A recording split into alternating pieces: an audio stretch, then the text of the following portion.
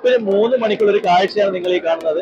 ഇപ്പൊ ഞാൻ നിൽക്കുന്നതെന്ന് പറഞ്ഞാൽ കൊല്ലം ജില്ലയിൽ തന്നെ മറ്റൊരു പോർട്ടിലാണ് നിൽക്കുന്നത്. സുഹൃത്തുക്കളെ, എല്ലാവർക്കും നൊമാഡിക് ഹ്യൂമൻസിന്റെ മറ്റൊരു എപ്പിസോഡിലേക്ക് വീണ്ടും സ്വാഗതം. കണ്ടോ, എന്റെ പുറകോട്ട് വെക്കാൻ മുഴുവൻ ബോട്ടുകളും കാര്യങ്ങളും എല്ലാം നിരന്ന് കിടക്കുവാണ്. ഞായറാഴ്ചകൾ ഒഴികെ ബാക്കി എല്ലാ ദിവസവും രാവിലെ, അതായത് വെളുപ്പിന് 3 മണി മുതൽ ഒരു 6-7 മണി വരെ ആണ് ഇവിടെ കച്ചവടങ്ങൾ നടക്കുന്നത്. അതിനു മുമ്പായിട്ട് ഇതെല്ലാം കാലിയാവും, ഈ കാണുന്ന ചരക്കുകളെല്ലാം.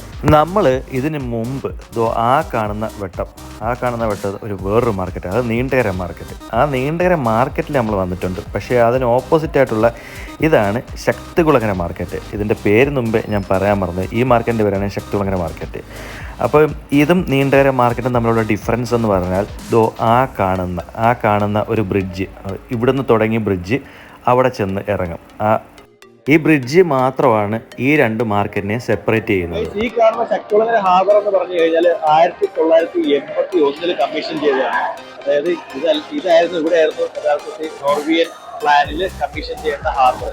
പക്ഷേ ഇവിടെ നിന്ന് അന്നത്തെ മന്ത്രിയായ ബേബി ജോൺ മുഖാന്തരം അപ്പുറത്തേക്ക് മാറ്റി, അതായത് നീണ്ടകരയിലേക്ക് മാറ്റി. പിന്നെ ഈ കരക്കാരെല്ലാം കൂടെ സമരം ചെയ്തിട്ട് വീണ്ടും ഇവിടെ കൊണ്ടുവന്നതാണ് ഇവിടുന്ന് അറിയാൻ കഴിഞ്ഞത്. കുറച്ച് കാര്യങ്ങളൊക്കെ ഇവിടുന്ന് ചേട്ടൻ കാര്യങ്ങളൊക്കെ പറഞ്ഞത്. പക്ഷെ ഒരു കാര്യം പറയാം, എല്ലാ പോർട്ടിനേക്കാളല്ല, എല്ലാ ഹാർബറിനേക്കാളും തിരക്ക് ഇവിടെയാണ് ഏറ്റവും കൂടുതൽ. എന്ന് പറഞ്ഞു കഴിഞ്ഞാൽ ഭയങ്കര തിരക്ക്, ഒരു രക്ഷയില്ലാത്ത. ഇവിടെ വരുന്ന ബോട്ടുകളുടെയൊക്കെ സൈസ് കണ്ടോ, ഇതെങ്ങനെ പോയാലും ഒരു 1.5 കോടിക്ക് മുകളിലുള്ള ബോട്ടുകളാണ് ഇതെല്ലാം.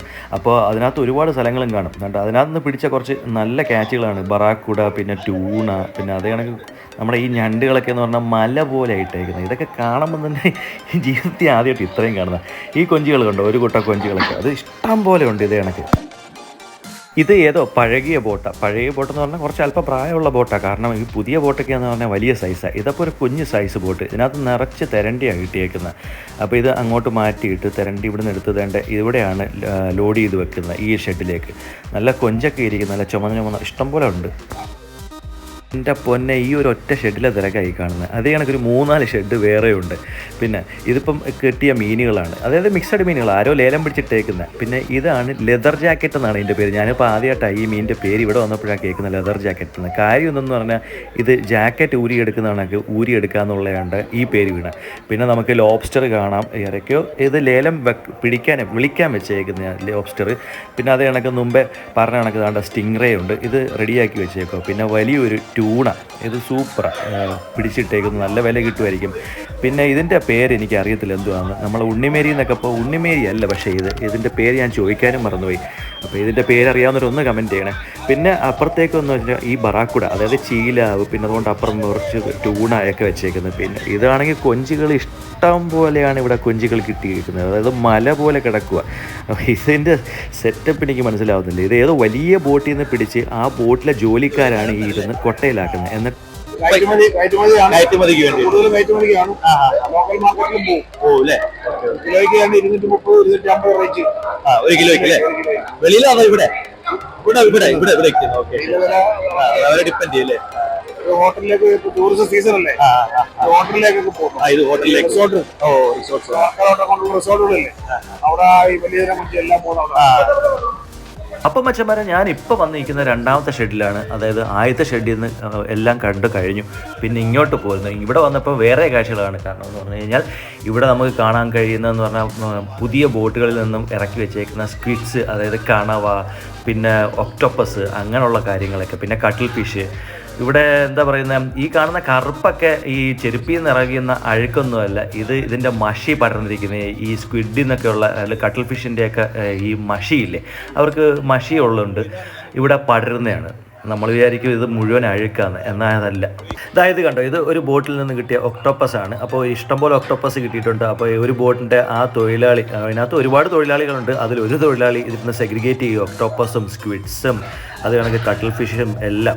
അപ്പം ഇതിപ്പം ഒക്ടോപ്പസ് സെഗ്രിഗേറ്റ് ചെയ്തു. പിന്നെ അതാണ്ട് നമുക്ക് സ്ക്വിഡ്സ് ഇഷ്ടംപോലെ ഇവിടെ കിടപ്പുണ്ട്. അതെല്ലാം ഇങ്ങനെ കോരി ഒരു സൈഡിലേക്ക് ഇട്ടേക്കുക. ഇതെല്ലാം ഒരു കൊട്ടയിലാക്കും ഇനിയാണ് നമ്മൾ കാണാൻ പോകുന്ന. ഇത് എടുത്ത് നേരെ കൊണ്ട്, അതാണ്ട് കട്ടിൽ ഫിഷ്, ഇത് നേരെ കൊണ്ട് ഇതിൻ്റെ കിലോ തൂക്കിയിട്ട് ഇനി ലേലം വിളിക്കും. ലേലം വിളിച്ച് ഇത് ഓൾറെഡി ലേലം വിളിച്ച് വെച്ചേക്കുന്ന അവരെടുത്തോട്ട് പോകുമല്ലോ. അപ്പോൾ ഈ ചരക്കുകളൊക്കെ ലേലം പിടിക്കുന്ന വ്യക്തികളെന്ന് പറഞ്ഞാൽ ഈ ചുമട്ട് തൊഴിലാളികളുടെ സഹായത്താൽ ഇതെല്ലാം പൊക്കി എടുത്ത് വെളിയിൽ കൊണ്ടുപോയി അവരവരുടെ വണ്ടികളിൽ കയറ്റി ലോഡ് ചെയ്ത് ഇവിടുന്ന് കൊണ്ടുപോയി അവരുടെ പ്രോസസ്സിങ് സ്റ്റേഷൻസിലേക്ക് ഈ ചരക്കുകൾ കൊണ്ടുപോയി അവിടുന്ന് പ്രോസസ്സ് ചെയ്ത് പാക്ക് ചെയ്ത് വിദേശങ്ങളിലേക്ക് കയറ്റി അയക്കുന്നതാണ് ഇവിടുത്തെ ഒരു രീതി. ഈ കാണുന്നതാണ് പൂവാലൻ ബെഞ്ച്. ഇതെന്ന് പറഞ്ഞു കഴിഞ്ഞാൽ ഇപ്പം ഒരു ബോട്ടിലെ മൊത്ത ചരക്കാണ് ഇറക്കിയിട്ടിരിക്കുന്നത്. ഒത്തിരി ഉണ്ട്, എത്ര കിലോ ഉണ്ടെന്ന് അറിയത്തില്ല. ഇത് പ്രോസസ് ചെയ്യാനായിട്ട് കൊച്ചിക്ക് കൊണ്ടുപോകും, അവിടുന്ന് പ്രോസസ്സ് ചെയ്ത് നേരെ പുറത്തേക്ക് കയറ്റി അയക്കുകയാണ് പറഞ്ഞു കേട്ടത്. ഈ കാണുന്നതാണ് റെഡ് റിംഗ് എന്ന് പറയും. ഇത് ആഴക്കടലിൽ മാത്രം കാണുന്നതാണ്. അതായത് ഏകദേശം ബോട്ട് ഓടി 10 മണിക്കൂർ ഏറെ സമയമെടുത്ത് അപ്പുറം നിന്നാൽ മാത്രമേ ഇത് കിട്ടത്തുള്ളൂ. ഇപ്പോൾ GPS-ന്റെ ഒക്കെ സഹായത്തോടെയാണ് ഇത് പിടിക്കുന്നത്. മുമ്പൊന്നും ഇവിടെ കിട്ടത്തില്ലായിരുന്നു, കാരണം ഇത്ര പ്രാപ്തിയായിട്ടുള്ള ബോട്ടുകളോ കാര്യങ്ങളോ ഒന്നും ഇല്ലായിരുന്നു അത് പോയി പിടിക്കാനായിട്ടുള്ള. കാരണം എന്താ പറയുന്ന മെഷീനറീസും കാര്യങ്ങളും അതിന്റെ മെക്കാനിക്സും ഒക്കെ വളരെ കുറവായിരുന്നു. അതായത് 10 മണിക്കൂർ ഇവിടുന്ന് ഓടി അങ്ങോട്ട് ചെല്ലണമെന്നുണ്ടെങ്കിൽ തന്നെ അതിന്റെ ഒരു ബുദ്ധിമുട്ട് നമുക്ക് മനസ്സിലാകും. ഇത് കിലോയ്ക്ക് 130 രൂപയാണ് ഇവിടെ വില വീഴുന്നത്. പുറത്താകുമ്പോൾ അതിന്റെ ഓവറാണ് കൂടും.